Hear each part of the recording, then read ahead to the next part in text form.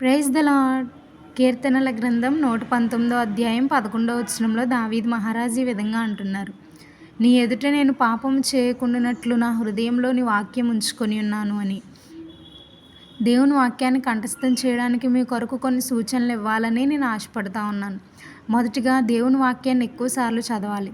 రెండవదిగా కంఠస్థం చేసిన వాక్యాలను క్రమంగాను మరియు నోటితో గట్టిగా చెప్పుకోవాలి.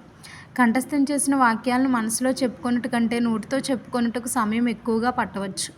మనసులో చెప్పుకొనుట ద్వారా కొన్ని పదములను మర్చిపోయే ప్రమాదం ఉంది.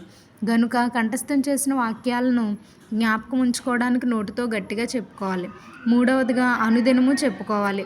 కొలస్సీలకు రాసిన పత్రిక 3వ అధ్యాయం 16వ వచనంలో ఈ విధంగా వ్రాయబడింది. క్రీస్తు వాక్యం మీలో సమృద్ధిగా నివసింపనీయుడి అని. దేవుని వాక్యం మనలో ఉండడం ద్వారా, మన హృదయంలో ఉండడం ద్వారా ఏ పాపంలో పడిపోకుండా దేవుని వాక్యం మనకు సహాయం చేస్తుంది. కాబట్టి ప్రతిదినము దేవుని వాక్యాన్ని ధ్యానిద్దాం, కంఠస్థం చేయడానికి ప్రయత్నిద్దాం. ఆమేన్.